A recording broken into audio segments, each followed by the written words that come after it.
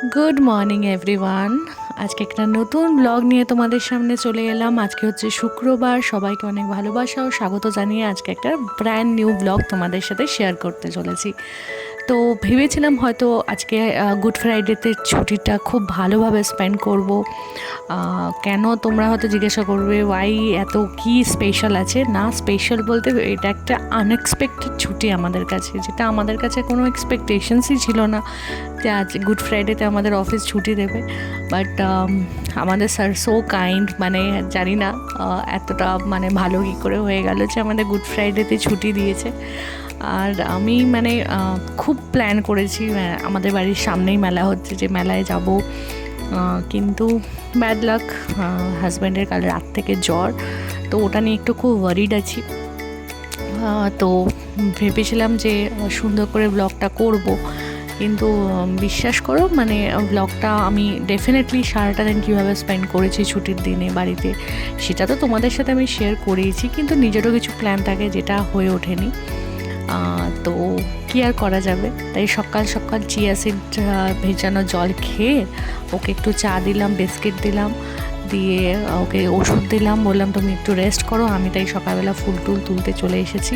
আর দেখতে পাচ্ছ গাছে কত ফুল হয়েছে, এইগুলো মানে এত ভালো লাগছে, তাই ভাবলাম না চলো ভিউটা তোমাদের সাথে শেয়ার করি। আর খুব সুন্দর হাওয়া দিচ্ছে, তোমরা দেখতেই পাচ্ছ এত সুন্দর হাওয়া দিচ্ছে, আর গাছে এত সুন্দর সুন্দর ফুল, এইগুলো সকালবেলা ঘুম থেকে উঠে দেখলে সত্যিই মনটা খুব ভরে যায়, তাই না? তো তাই জন্য ভাবলাম চলো তোমাদের সাথে একটু শেয়ার করি। আর ছাদটা আগের দিন যেরকম দেখেছিলে একদম অগোছালো ছিল, মা ছাদটা পরিষ্কার করেছে, সেটা আমি দেখতেই পাচ্ছি। আর এখন তো আমার সময়ই হয় না, বিশ্বাস করো, মানে আমি ঘরের কাজ করেই সময় পাই না, নিজের একটু নখ কাটারও সময় পাই না, এরকম ব্যাপার হয়ে গেছে। তো সংসারের কাজ সামলে, অফিস সামলে, সব কিছু সামলে না নিজেকে আর সামলানো হয় না, নিজেকে আর সময় দেওয়া হয় না। তো তার মধ্যেও আমি ব্লগটা চালিয়ে যাচ্ছি, আর তার জন্য তোমাদের সাপোর্ট আমার খুব দরকার। যারা আমার রেগুলার ভিউয়ার্স তারা তো ডেফিনেটলি আমাকে যথেষ্ট সাপোর্ট করছো, কিন্তু যারা আমার রেগুলার ভিউয়ার্স নও তাদের কাছে আমার একটাই কথা যে হ্যাঁ, আমি আমার চ্যানেলটাকে বাঁচিয়ে রাখার চেষ্টা করছি, বাইরের কাজ সামলে, বাড়ির সমস্ত কিছু সামলে আমি আমার এই চ্যানেলের যে সেই গ্রোটা নিজের চোখের সামনে দেখতে চাই। তাই জন্য অন্তত কন্টিনিউ করছি। জানি আমি রেগুলার ব্লগ দিতে পারি না, তোমাদের সাথে রেগুলার কিছুই শেয়ার করতে পারি না, তবুও যতটা পারি আমি চেষ্টা করি তোমাদের সাথে শেয়ার করার। তো সকালবেলা ওকে আমি বললাম যে ও বেরিয়েছে একটু চুল ফুল কাটতে, রেস্ট নিয়ে ঘুম থেকে উঠে ও বললো না একটু চুল দাড়িটা কেটে আসে, খুবই অসুস্থ লাগছে, জ্বরটা একটু কমেছে।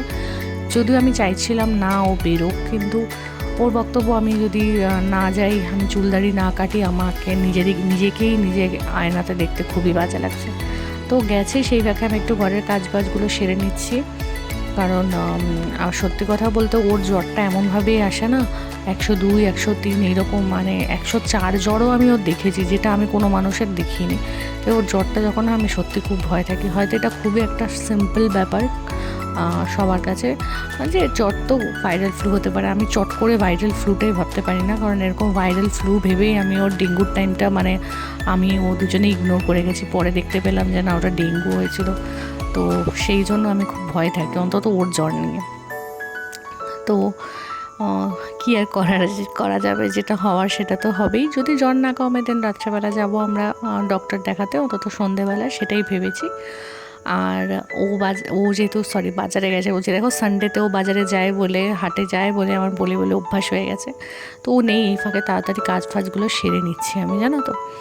আর তাদের উদ্দেশ্যে যারা আমার রেগুলার ভিউয়ার্স, মানে কি বলবো তোমাদের, আমার চ্যানেলের মাঝখানে একদমই আমি ভিডিও দিতে পারছিলাম না, তারপরেও তোমরা যে আমার মানে এখন রেগুলার ভিউ করছো আমার ভিডিওগুলো, সেটা তোমাদেরকে মানে অসংখ্য ধন্যবাদ। তোমরা যারা আমার রেগুলার মানে আমার ভিডিওগুলো ভিউজ করো, তাদেরকে অসংখ্য ধন্যবাদ। আর যারা করো না, যারা মাঝের মধ্যে করো, বা যাদের কাছে আমার ভিডিওর নোটিফিকেশান যায় বা ব্লগের নোটিফিকেশান যায়, তাদেরকেও অনেক থ্যাঙ্কস, যে যারা আমার মানে সোয়াইপ করে বেরিয়ে যাও না, জাস্ট দেখো। 1 মিনিট হলেও সময় দাও, কিছু সেকেন্ড হলেও সময় দাও, তাদেরকেও অসংখ্য ধন্যবাদ। আর সকালবেলা দেখো আমি ঘরের সমস্ত রান্না বান্না সব করে নিয়ে এবার কিচেনটা একটু ক্লিন করে নিচ্ছি। ঘরে আজকে প্রচুর কাজ জানো তো। এদিকে সকালবেলার ইচ্ছা আছে একটু বিকেলবেলা বেরোনোর, একটু বিকেলবেলা মেলায় যাওয়ার, বাড়ির সামনে মেলা, সেটাতেই যাওয়ার সময় পাচ্ছি না। বাড়ি আর অফিস আর বাড়ি করছি, তো কী আর করা যাবে বলো। মানে দুটো সামলানো একটা মেয়েদের পক্ষে যথেষ্ট টাফ। সেটা আমি আগে না বুঝলেও যখন আমি একা থাকতাম তখন ভাবতাম যে ঠিক আছে, যে আচ্ছা অফিস থেকে ফিরছি, আজকে লেট হয়ে গেছে, আজকে বেশি টাইম দিয়ে ফেলেছি অফিসে, চলো রাত্রেবেলা বাইরে থেকে খাবার কিনে নিয়ে চলে আসি। কিন্তু এখন আর সেটা হয় না, কারণ আরও একটা মানুষ আমার ওপর ডিপেন্ডেন্ট, আর পুরো সংসার সামলাতে হয়। কদিন বাইরে থেকে খাবার কিনে নিয়ে খাবো, তাই জন্য চেষ্টা করি যে যতটা পারি মেনটেন করার, যতটা পারি সংসারে রান্না বান্না করে সময় দেওয়ার, যতটা পারি আমি বাইরে কাজ করছি, তাতে যাতে সংসারে কোনো এফেক্ট না করে, সবাই যাতে ঠিকঠাক মতো থাকে, সবাইকে যাতে ঠিকঠাক তাদের নিডসটা ফুলফিল করতে পারি, সেই চেষ্টাটাই করি। আর দেখো আমার স্নান টান হয়ে গেছে, স্নান টান করে নিয়েছি, এবার আমি পুজো দেবো। আর আমার চুলটা যে দিন দিন কী হচ্ছে না, সেটা তোমাদেরকে কি বলবো, সেটা তোমরা নিজেরাই দেখতে পাচ্ছ। মানে আমি বলছি না, আমি কোনো কিছুই মেনটেন করতে পারছি না, না হাতের নখ প্রপারলি কাটতে পারছি। যখন নখগুলো একদম ভেঙে যাচ্ছে, যখন আমি দেখছি সেই নখগুলো থেকে আমি খোঁচা খাচ্ছি, তখন গিয়ে আমি নেল কাটার নিয়ে বসছি কাটার জন্য। আমি তোমরা হয়তো বলবে যে তুমি কি একাই জব করো আর সংসার সামলাও? না, একদমই নয়। যারা সংসার সামলে, জব সামলে, যারা নিজেকেও সামলায়, তাদের মধ্যে সত্যি অনেক ট্যালেন্ট।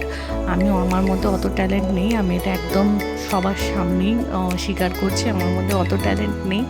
আমি সংসার সামলে, ঘর সামলে আমি নিজেকে সত্যি মেনটেন করতে পারছি না। হয়তো অনেকের বাড়িতে কাজের লোক থাকে, কিন্তু আমার যেহেতু ঘর ছোট, কাজের লোক রেখে তো আমার লাভ নেই, আমার কাছে ওটা বেশি বিলাসিতা হয়ে যাবে। তো কাজের লোকেরও আবার টাইমিংয়ের ব্যাপার আছে, যে 9টার মধ্যে আসতে পারবো না, বা 6টার মধ্যে আসতে পারবো না, অনেক ব্যাপার আছে।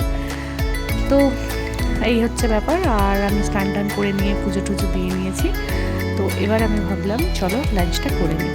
তো আজকে দুপুরবেলা লাঞ্চের মেনু হচ্ছে, আর মাছ করেছিলাম, আর কালকে রাত্রেবেলা একটু চিংড়ি মাছ করেছিলাম সর্ষে দিয়ে, পোস্ত দিয়ে। তো সেই চিংড়ি মাছটা রয়ে গেছে, একটু ভেবেছিলাম অফিসে নিয়ে যাও।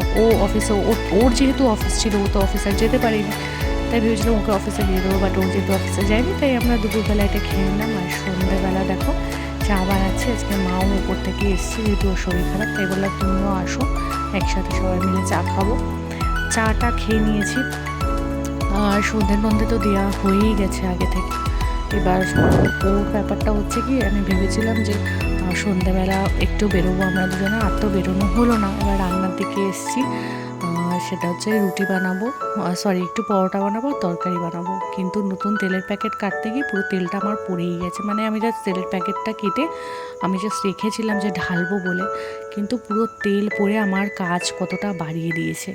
এমনিতেই গরমের মধ্যে রান্না করা যাচ্ছে না, গরমের মধ্যে কিছুই করা সম্ভব হচ্ছে না, তার মধ্যে তেলের প্যাকেটটা থেকে তেল পড়ে প্রায় আমার ম্যাক্সিমাম তেলটাই পড়ে গেছে। একটুখানি লাস্টে হয়তো একটুখানি ছিল। আর এই তেল যদি একবার পড়ে যায়, বুঝতে তো পারছো সেই জায়গাটা ক্লিন করাটা কতটা টাফ। কারণ একবার পরিষ্কার করে তো পরিষ্কার হচ্ছে না, সে চ্যাপ করছে, সে আমাকে 2-3বার করে পরিষ্কার করতে হলো। আমি চাইছি তাড়াতাড়ি, সেই যেকালে আমরা বেরোলাম না, কিছু করলাম না, তাড়াতাড়ি কাজবাজ করে একটু রেস্ট নেব, আর সেটাই আর হয়ে উঠলো না। সেই আমার এক্সট্রা কাজ, আর আমার মাথা গরম হয়ে যাচ্ছে জানো তো, এই নোংরা, মানে এত নোংরা ঘাটতে গরমের মধ্যে। কারণ এই তেল ফেল ঘাটা মানে সেই হাত 14বার করে সাবান দিয়ে ধোবো, তবে গিয়ে যাবে ওই তেলের সেই চিপকু ব্যাপারটা। তো কী আর করা যাবে, কপালে আসে যদি দুর্ভোগ থাকে, কিছু করার নেই। তো এদিকে এসছে হাজব্যান্ডের জ্বর, আর আমি তাড়াতাড়ি করছি। তাড়াতাড়ি করে না, তাড়াতাড়ি কাজ কখনো ভালো হয় না, সেটাই হয়েছে। তাড়াতাড়ির কাজ একদমই ভালো হয় না, আমার সঙ্গে সেটাই হয়েছে। যত তাড়াতাড়ি কাজগুলো করতে চাইছি, তত যেন আমার কাজ বেরিয়ে যাচ্ছে। এদিকে ভাবছি তাড়াতাড়ি রান্নাবান্নাটা কমপ্লিট করে নিই, করে ঠোরে নিয়ে বাসন টাসন যা আছে সমস্ত কিছু নিজেই রান্নাঘর ক্লিন করে একটু ওর কাছে গিয়ে বসবো, একটু ওকে সময় দেবো। দেখো সেটা আর হচ্ছে তো না। আর এই দেখো তেল আমার সব পড়ে গেছে, লাস্টে একটুখানি তেল রয়েছে, যেটা দিয়ে আমি ওই পরোটাটা ভাজবো আর কি। মানে অপচয় প্লাস আমার কাজ বাড়লো, কিন্তু মানে এটাকেই হয়তো বলে দুর্ভোগ। তো দিনটাই হয়তো খারাপ ছিল, মানে কি আর বলবো। আর এই দেখো আমি পরোটা বেলছি, কিন্তু পরোটা আমার কখনো রুটি বা পরোটা গোল হয় না, তাও রুটি গোল হয় কারণ ওর সঙ্গে তো আটা যায়। আর পরোটা তো মানে আটাটা একটু মানে ময়দাটা একটু নরম মাখা হয়ে গেছে, ওই জন্য একদম স্ট্রাকচারের দিকে তোমরা একদমই খেয়াল করো না যে স্ট্রাকচার কেমন হয়েছে। আমার পরোটা স্ট্রাকচার যা হোক কিছু একটা হয় আর কি। আর যাই হোক, তোমাদের সাথে একটা দারুণ জিনিস শেয়ার করি, সেটা হচ্ছে আমি উপলব্ধি করলাম, আমি জানি না তোমরা কি ভাববে, বাট আমার মনে হলো তোমাদের সাথে আমি শেয়ার করি আমার সমস্ত এক্সপিরিয়েন্স। সেটা হলো আমি সেদিন আসছিলাম অফিস থেকে, আর একটা বিয়েবাড়ি, এত সুন্দর বিয়েবাড়িটা সাজানো, গেটটা এত সুন্দর সাজানো, খুবই অ্যাট্রাকটিভ, মানে এক কথায় ওয়াও। কিন্তু আমি না কিছুটা এগিয়ে আসার পর দেখলাম একটা শববাহী গাড়ি যাচ্ছে, কারোর ডেথ হয়েছে তো তার বডিটাকে নিয়ে যাচ্ছে, সেখানেও দেখলাম ফুল দিয়ে সাজানো। তো আমি অবাক হয়ে গেলাম। ফুল আমাদের শুভ কাজেও লাগে, মানে সব জায়গাতেই আমাদের ফুল লাগে, কিন্তু ফুল কত রকম, মানে কোথাও একটা কিছু শেষ হচ্ছে সেখানেও লাগে, কোথাও একটা শুরু হচ্ছে সেখানেও লাগে। দেখো একটা নতুন জীবন শুরু হচ্ছে, বিয়ে মানে নতুন ইনিংস, তাই না? তো সেই জায়গায় গিয়ে দাঁড়িয়ে একটা জায়গায় শেষ হচ্ছে নতুন, মানে নতুন কিছু শুরু হচ্ছে, আর কোথাও গিয়ে একটা নতুন কিছু, মানে কোথাও একটা কিছু সমাপ্তি হলো। তো সেই দুটো টোটালি মানে একদম ডিফারেন্ট অনুভূতি। একটা জায়গায় খুব খুশি, একটা জায়গায় অনেকের অনেক বেশি কষ্ট। তো একই দিনে একই সময় দুটো জিনিস দেখলাম, তো খুব অদ্ভুত লাগছিল। তাই ভাবলাম এটা অনেক দিন ধরে ভাবছিলাম তোমাদের সাথে শেয়ার করবো, একদম আউট অফ মাইন্ড হয়ে যায়। তো তাই ভাবলাম তোমাদের সাথে শেয়ার করে দিই।